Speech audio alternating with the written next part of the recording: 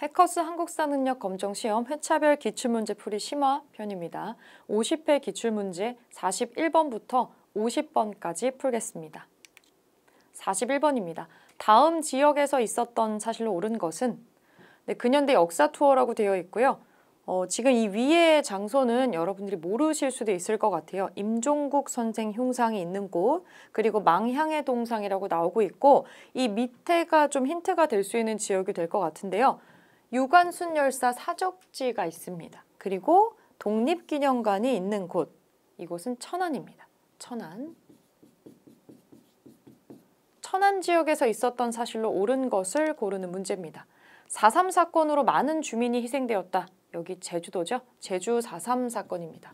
여기는 제주입니다. 2번, 오페르트가 남현군 묘 도굴을 시도하였다. 이 오페르트 도굴 사건이라고 있었죠. 남현군은 흥선대원군 아버지입니다. 좀 엽기적이고 충격적인 사건인데 이거는 충남 예산 지역입니다. 이 무덤을 파서 뼈를 인질 삼아서 통상을 요구하려고 했었던 충격적인 사건이 있었죠. 이건 조선시대 후반 일이니까 시기도 맞지 않고 지역도 지금 벗어나 있습니다. 3번, 아우네 장터에서 독립만세운동이 일어났다. 아우네 장터가 유관순 열사가 독립만세운동 했었던 그 자리가 되겠죠. 이 문제가 나머지는 낯선데 이 답에 해당하는 거가 천안이라는 걸 알면은 찾기가 쉬운 문제였습니다. 3번이고요. 4번, 강우규 지사 또는 의사라고도 하는 사이토 총독에게 폭탄을 투척하였다. 여기는 옛날 서울역, 남대문역 서울입니다. 서울. 거기 앞쪽에 강우규 의사의 동상이 있는 거를 찾아볼 수가 있죠. 5번, 지주 문제철의 횡포에 맞서서 소작쟁이가 발생하였다. 이거는 신안의 암태도라는 곳입니다. 신안의 암태도. 그래서 이거는 노동운동 중에 하나가 되겠고요. 답은 3번으로 찾을 수 있었습니다. 42번입니다. 가에 들어갈 내용으로 옳은 것은 드나로드 운동을 소재로 소설 상록수를 쓴 인물입니다. 여기 사진 힌트로 나와 있는데 상록수가 힌트 1번, 이 사진이 힌트 2번이 되겠습니다. 이분은 심훈이라는 분인데 드나로드 운동은 일종의 농촌 계몽운동이죠. 문맹 퇴치 운동이기도 했고요. 우리나라에서 동아일보에서 진행한 기록들을 찾아볼 수가 있습니다. 그 드나로드 운동을 진행하는 남녀의 이야기가 이 소설의 주된 줄기로 이어지고 있는데 단순한 애정 소설은 아니고요. 여기에 관련된 일종의 농촌 계몽 플러스 독립운동 어떤 느낌도 들어가 있는 그런 소설이라고 볼 수가 있겠습니다. 여러분들 교육과정에서 배우는 소설이기도 하죠. 심훈이라는 인물에 대해서 알고 있으면 이 문제는 매우 쉽게 풀리는 문제였지만 이분에 대한 정보를 모르고 이 사람이 심훈이다라는 걸 모르면은 굉장히 난이도가 올라가는 문제였죠. 어떤 분들에게는 체감 3점짜리 문제였을 수 있는데 오답률이 굉장히 높았습니다. 60% 이상의 오답률을 장식을 했었는데 자, 심훈인 거를 알고 보면 답이 바로 보이죠. 저항시 그날이 오면을 발표하였습니다. 그날이 오면 뭐 삼각산이 춤추고 하는 그런 소설, 그 시를 배워본 적이 있으실 텐데 요 그날이 오면 여기서 말하는 그날이라고 하는 거는 일종의 독립을 상징을 하는 거겠죠. 이거는 심훈이 1930년 3.1절을 기념해가지고 발표했었던 저항시였습니다. 요게 일단 정답이었고요. 나머지 오답들 보겠습니다. 근대극의 형식을 도입한 토월회를 조직을 했다. 이 토월회는 극단이에요. 극단이고 이걸 조직한 사람들은 일본에 유학해 있었던 유학생들 중에서 박승희, 김기지라는 학생들이 중심이 돼가지고 조직한 학생 극단이었습니다. 이분들 말고도 초기 멤버들이 더 여러 명이 있었고요. 10년 정도 유지가 되면서 멤버가 늘어났다가 줄어났다가를 반복을 하고 전문 여배우 그리고 연주하는 사람, 나중에는 소프라노까지 합류를 하면서 상당히 크게 융성을 했다가 31년도에 해체되는 단체가 되겠습니다. 우리나라에서 근대식의 어떤 연극의 출발점을 열었던 단체로 평가를 받고 있어요. 토월에도 기억을 좀 해주시고 3번 단성사에서 개봉된 영화 아리랑을 제작한 사람. 제작만 한 게 아니라 주연도 맡아가지고 했었죠. 나운규입니다. 나운규. 4번 고대사 연구를 바탕으로 조선 상고사를 저술한 사람. 민족사학자 신채호 선생입니다. 우리가 일제강점기 때 우리의 역사성을 사람들한테 알리고 우리가 얼마나 유구한 역사를 가지고 있고 그런 걸 갖고 있는 민족인지를 강조해주는, 그래서 애국심을 고취시키는 활동으로 역사를 정리하는 활동을 합니다. 조선 상고사를 저술했죠. 5번 일제강점기 농촌의 현실을 묘사한 소설 고향을 연재한 작가죠. 이기영이라는 분이 또 있었습니다. 나머지 오답들도 한번 살펴보시고 정답은 심훈 1번 그날이 오면 발표했다라는 거를 체크하고 넘어가겠습니다. 네, 43번입니다. 가단체에 대한 설명으로 옳은 것은 국가지정 기록물 온라인 전시관 원고인데요. 조선말 큰사전 편찬 원고, 조선말 큰사전. 이 원고가 발견됐다라고 사진 자료가 나와 있습니다. 국가지정 기록물이 됐고요.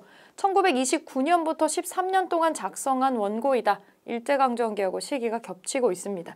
이 원고는 1942년에 일제가 압수를 했다가 1945년 9월에 서울역의 한 창고에서 발견이 됩니다.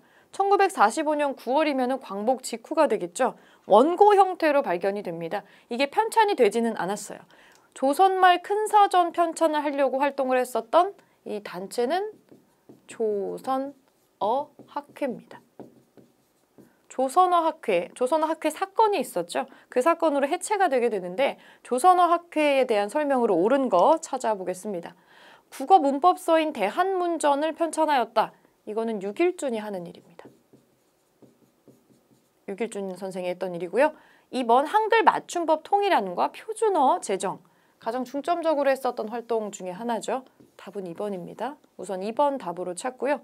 우리말 의문연구소인 언문지를 저술하였다. 이건 조금 더 앞시기로 넘어갑니다. 순조 때, 조선 순조 때 활동했었던 유희라는 분이 저술한 책입니다. 4번 한글 연구를 목적으로 학부 아래에 설립이 되었다. 이거 국문연구소 얘기고요. 이 국문연구소는 대한제국의 학부 아래 설치가 됐었던 연구소라고 볼 수 있습니다. 5번 주시경을 중심으로 국문을 정리하고 철자법을 연구하였다. 국문연구에서 한글 연구에서 대표적으로 나오시는 분인데 이 단체는 국문 동식회라고 있습니다. 이렇게 기억을 해주시고 답은 2번으로 찾겠습니다. 네, 44번입니다. 가와 나 사이의 시기에 있었던 사실로 옳은 것은 가 먼저 보겠습니다. 연통제 공소 공판, 히라야마 검사의 구형, 37명 징역 받음이라고 신문 기사가 지금 나와 있는데 연통제 때문에 누군가 끌려갔고 일본 재판소에서 재판을 받은 내용이 있습니다. 연통제, 이거 대한민국 임시정부의 통신 수단이었죠. 연락 수단이었습니다. 이 연통제가 발각이 되어서 공판을 받는 내용의 신문 기사인데요. 대한민국 임시정부 1919년에 만들어지게 되고 국내와 국외를 연결하는 연락 수단이 필요하게 됩니다. 그래서 만들어진 게 연통제였는데 비밀 수단으로 운영이 되다가 발각이 되어서 1920년에 이 공판을 받게 되는 그런 신문 기사가 지금 나오고 있습니다. 요 시기이고요. 나를 보면 좀 사진이 흑백이긴 한데 항상 이제 나오는 사진 중에 하나가 되겠고요. 경성 출생 이봉창이라고 지금 기사에 인물이 등장을 하고 있습니다. 이봉창, 의거 활동하신 분이죠. 1932년 한인애국단의 단원이었던 이봉창이 도쿄, 일본의 한복판, 일본의 심장부에서 이 일왕을 암살하려는 시도를 합니다.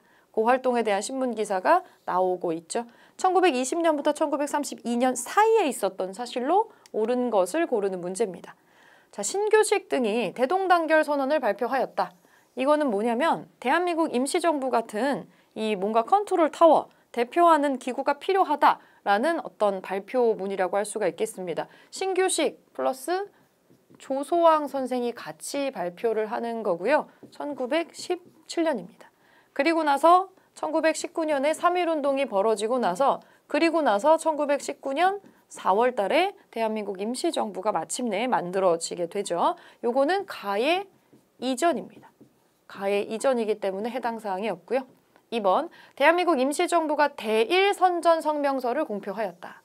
일종의 선전포고예요. 이제 전쟁으로 완전하게 우리가 독립을 획득을 하겠다. 이런 식으로 선전포고를 하는 건데 이거는 1941년의 일입니다. 나의 뒤시기 일이겠죠. 나의 뒤기 때문에 시기적으로 맞지 않죠. 3번 김구, 이시영 등이 항저우에서 한국국민당을 창당하였다.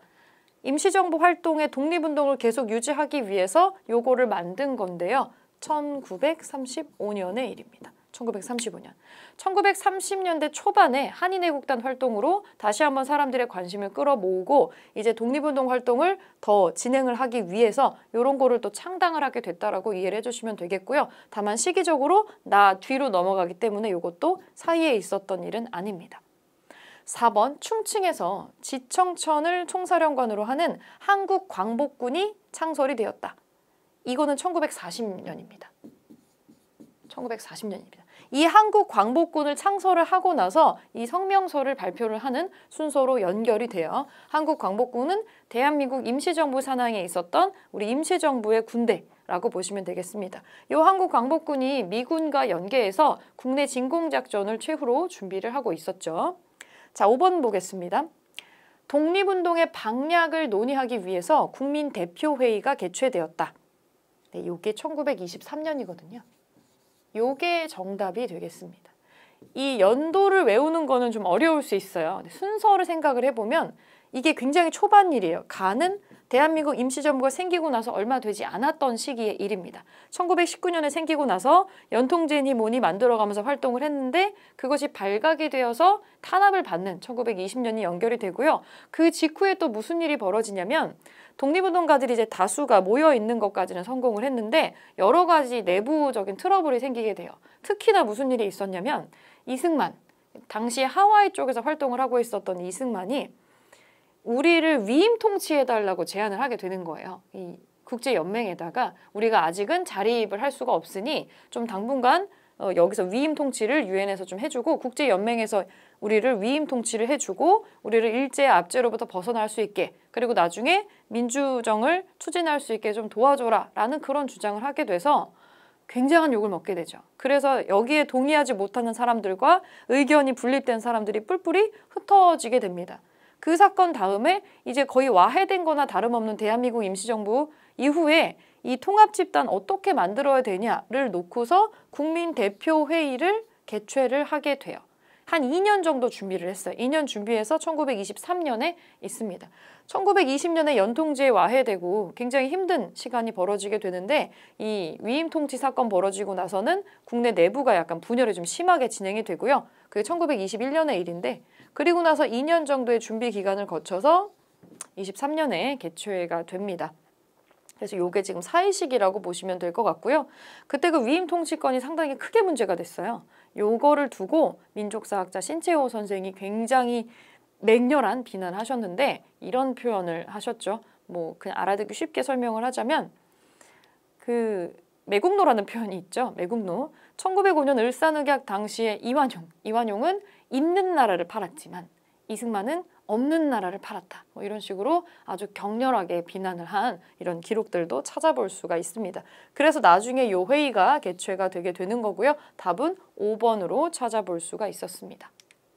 네, 45번입니다. 가 인물에 대한 활동으로 옳은 것은 이 문서는 가라는 인물이 마련했었던 대한민국 임시정부 건국강령의 초안입니다. 이 건국강령은 이제 민족운동을 어떻게 할 것인지에 대한 방향과 광복 이후에 우리나라를 어떻게 만들 건지에 대한 지향점을 담고 있는 문서고요. 나중에 대한민국 임시정부 임시헌장의 기초가 되었던 문서입니다. 손으로 적은 문서인데 이분이 고심을 해서 수정한 흔적까지 여기에 그대로 남아 있어서 역사적인 가치가 높은 문서입니다. 여기와 관련된 내용은 최근에 개관한 국립 대한민국 임시정부 기념관에서 좀 더 자세한 내용을 살펴볼 수 있기도 하고요. 우리나라를 어떻게 만들어 나갈 것인지에 대한 구체적인 고민이 담긴 문서라고 볼 수가 있겠습니다. 이 문서를 작성하신 분은 조소앙 선생입니다. 조소앙 선생. 이 조소앙 선생은 대한민국 임시정부를 만들어야 된다라는 최초의 논의를 신규식 선생과 같이 대동단결 선언이라는 걸로 제창하신 분이기도 해요. 이미 임시정부 만들어지기 전에 1917년에 그 선언에 참여를 하신 적도 있고 대한민국 임시정부에도 참여를 하셔서 외무부장을 격임을 겸임한 적도 있습니다. 굉장히 중요한 역할을 많이 하신 분이고요. 조소왕 선생의 활동으로 맞는 거 골라보겠습니다. 대성학교를 세우고 흥사단을 창립하였다. 이거는 안창호 선생의 활동이죠. 안창호, 대성학교, 평양에 대성학교를 세우고 나중에 미국에 건너가서 샌프란시스코에서 흥사단을 창립을 했는데 이 흥사단은 지금도 활동이 유지가 되고 있습니다. 2번 대한광복회를 조직해서 친일파를 처단하는 활동. 이거 박상진이라는 분이 합니다. 박상진. 대한광복회는 비밀단체였고요. 그리고 공화정 국가의 수립을 목표로 이 친일파를 처단하는 활동을 합니다. 3번 조선혁명 간부학교를 세워서 독립군을 양성하였다. 중국의 난징 쪽에 이 학교를 세워서 독립군을 양성한 이 활동은 김원봉. 의열단의 단장이기도 했었던 김원봉이 하는 활동이고요.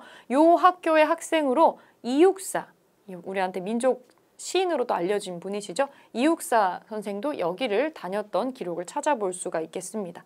4번 삼균주의를 제창하면서 정치, 경제, 교육 세 가지의 균등을 강조합니다. 삼균주의, 조소왕 선생의 대표적인 활동이면서 업적이라고 할 수가 있겠죠. 4번이 답이 되겠습니다.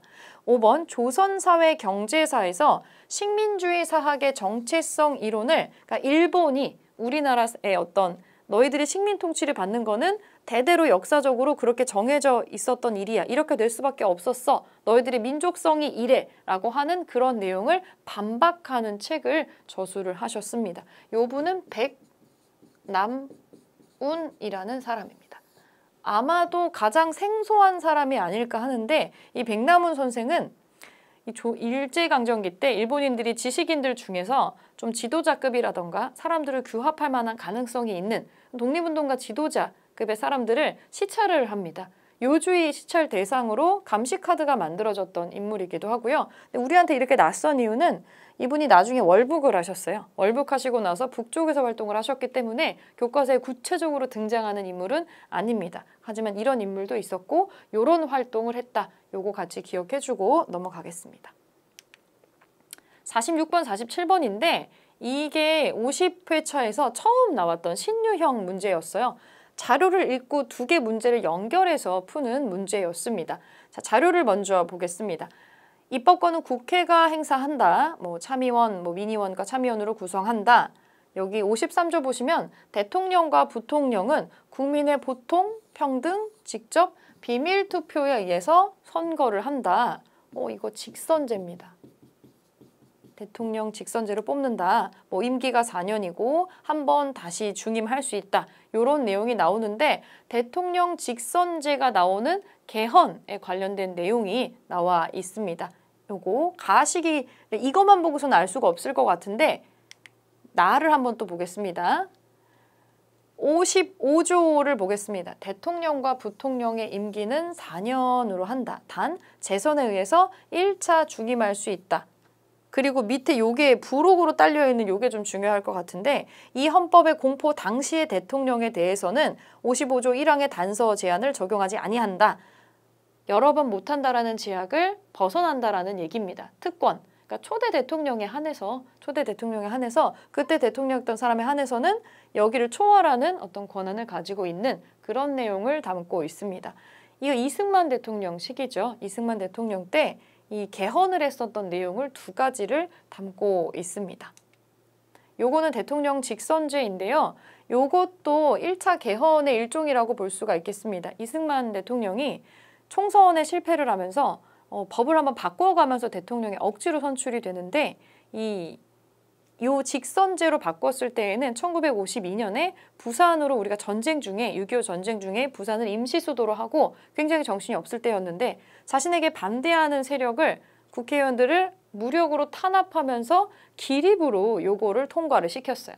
정식으로 뭔가 이렇게 활동을 한 게 아니라 그 자리에서 거수 활동 일어나서 해라 이런 식으로 아주 기습적으로 직선제를 통과를 시켜서 대통령 선출에 유리한 상황을 만들었던 내용이 나오고 있고 이거는 아예 개정을 해서 법을 바꾸어 가지고 요 조항 덕분에 자기가 계속해서 대통령에 출마할 수 있는 빌미를 만들어낸 그런 개헌안이 나오고 있습니다. 가와 나의 헌법에 대한 설명으로 옳은 것은 제헌국회에서 제정되었다. 이거는 맨 처음에 대한민국이 만들어질 때에 국회를 만든 최초의 국회 이름이 제헌국회거든요. 거기에서 만든 제헌헌법에 대한 얘기이기 때문에 요거는 해당 사항 없고요. 2번 계엄령 아래서 국회에서 기립표결로 통과되었다. 네, 요게 맞는 얘기입니다. 1952년에 부산에서 정신없을 때 이게 치러진 일이거든요. 제대로 선거를 하지도 않은 거죠. 투표를 하지도 않은 거죠. 일어서고 앉고라고 하는 당시에 현장에서 직접적으로 바로 빠르게 할 수 있는 기립표결로 빠르게 통과를 시킨 법안이 되겠습니다. 2번이 정답이 되겠는데 3번 대통령, 이 나에 해당하는 얘기를 얘기하고 있는데 대통령의 국회의원 3분의 1 추천 조항을 담고 있다. 이거는 좀 뒤시기 대통령의 일입니다. 이승만이 아니라 뒤쪽에 박정희 대통령으로 넘어가고요. 박정희 대통령 시기로 넘어가서 유신헌법에 관련된 굉장히 초월적인 권한이죠. 국회의원의 3분의 1을 대통령이 직접 추천할 수 있는 엄청난 권한을 명시를 하고 있습니다. 유신헌법입니다. 이거는. 또 나에 대한 내용이네요. 대통령 선거인단에 의한 간접선거를 규정하였다. 간접선거에 대한 내용은 여기에는 나와 있지 않습니다. 나와 있지 않고요. 이 간접선거는 나중에 요 선거 같은 경우에는 전두환 대통령 시기 뒤쪽에 이런 식으로 바꾸는 내용이 나오기는 하죠. 여기에 해당 사항은 없고요. 5번 가와 나 호헌 동지회 결성 이후에 개정되었다. 이것도 좀 뒤쪽으로 전두환 대통령 시기 뒤로 넘어가는 내용입니다. 여기에 해당 사항은 아니고요. 지금 가와 나 헌법의 공통점은 이승만 대통령 때 대통령직을 독재를 유지하기 위해서 여러 번 헌법을 무리하게 고치는 장면을 담고 있다는 거, 요게 공통점이 되겠습니다. 46번은 2번이고요. 47번, 그러면 여러 번 무리하게 헌법을 고치는 과정에서 요 이승만 정부의 개헌 사이에 있었던 사실로 옳은 거 골라보겠습니다. 중화인민공화국과 국교를 수립하였다. 이건 1992년입니다. 중국과 국교를 수립하게 되는 거 노태우 대통령 때 일입니다. 2번 경제협력개발기구 OECD에 가입을 하였다. 이거 김영삼 대통령 때 일이고요. 미국의 요청에 따라 베트남 파병했던 거 이거 박정희 대통령 때입니다. 박정희. 4번 판문점에서 6.25 전쟁 정전협정이 조인되었다. 이게 지금 다 나 이후예요. 이거 3개는 나의 이후고요. 판문점에서 6.25 전쟁 정전협정이 조인되는 게 1953년입니다. 이제 드디어 우리가 휴전하자라고 6.25 전쟁 중에 얘기가 나오는 건데 1953년 가와 나 사이 시기로 설정할 수가 있겠습니다. 그리고 나 사이에는 요거 뒤에 다시 한번 대통령이 되기 위해서 헌법을 고치는 게 나와 관련된 내용이 되겠고요.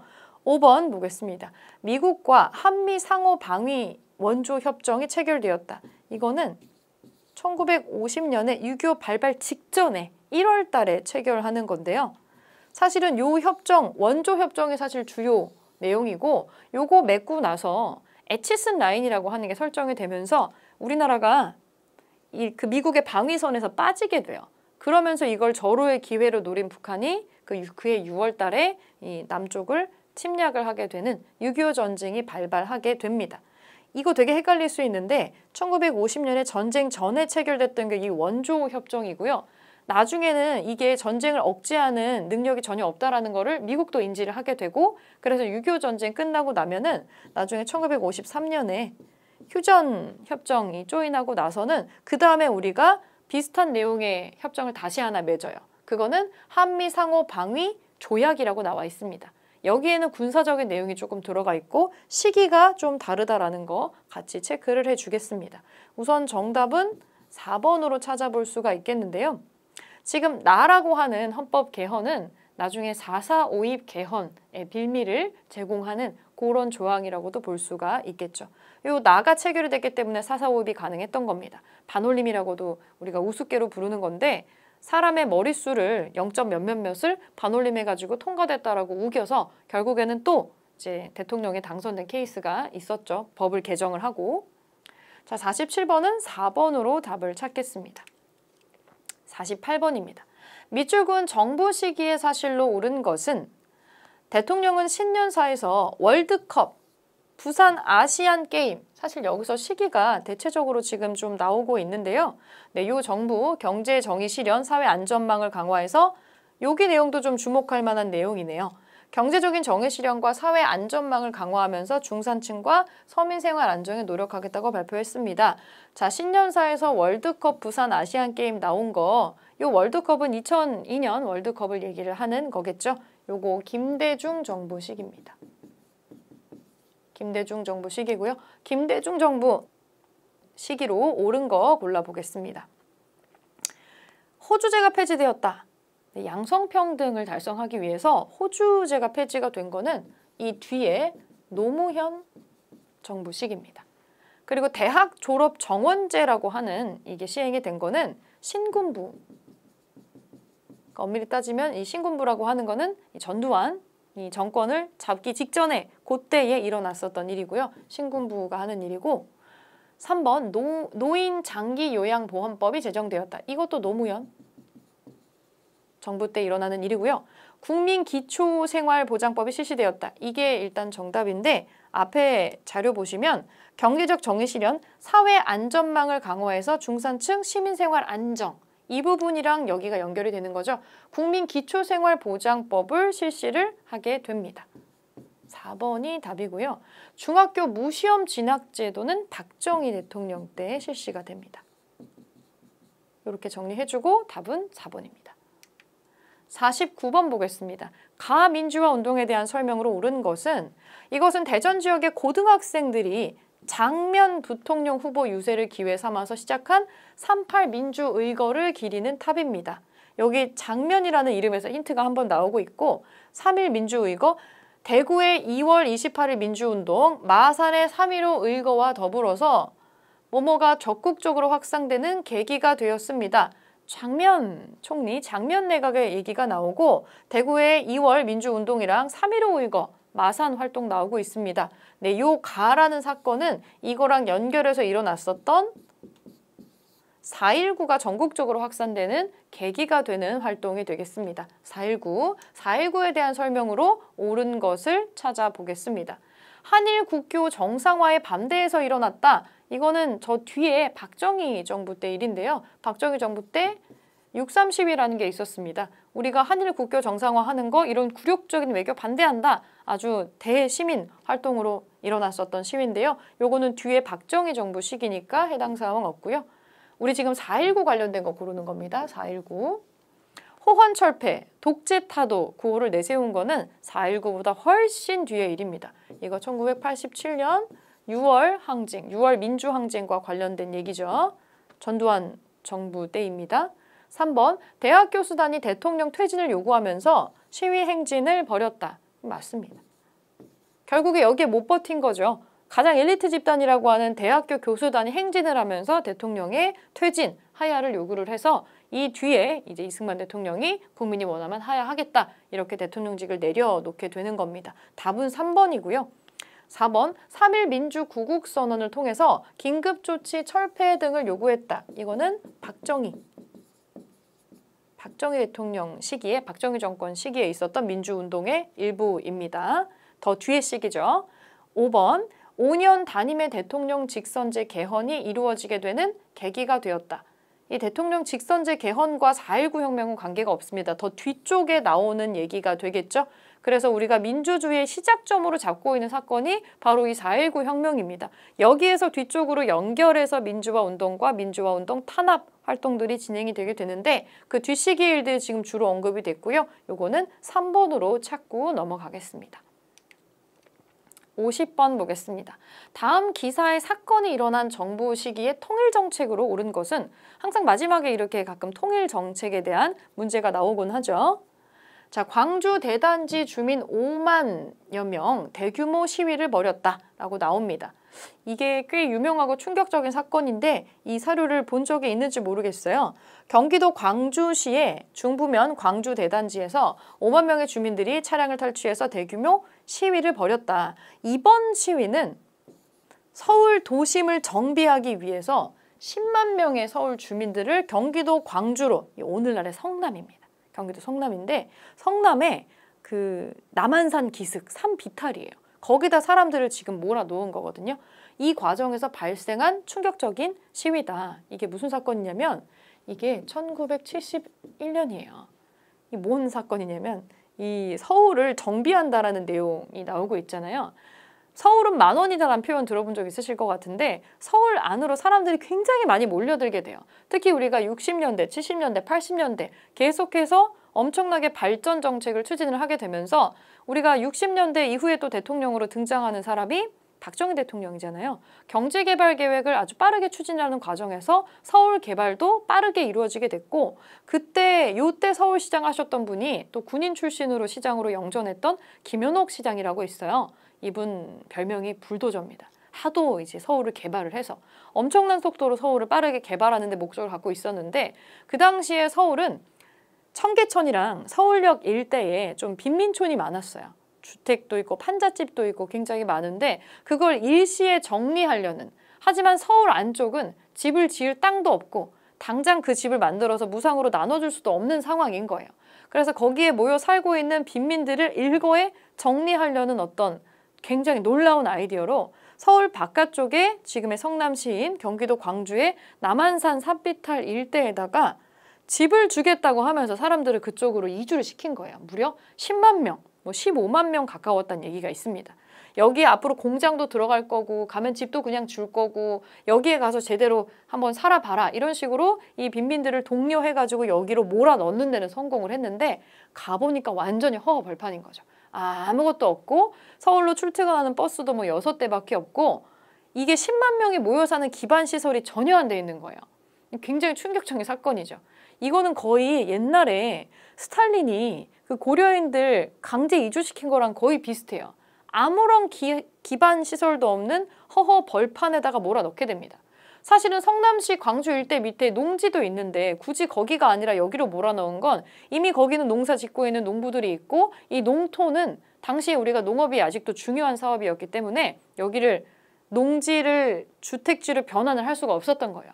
그래서 굳이 남한산의 산비탈 쪽으로 이 사람들을 몰아넣게 되고 도저히 사람이 살만한 환경이 아니었기 때문에 난리가 났던 거죠.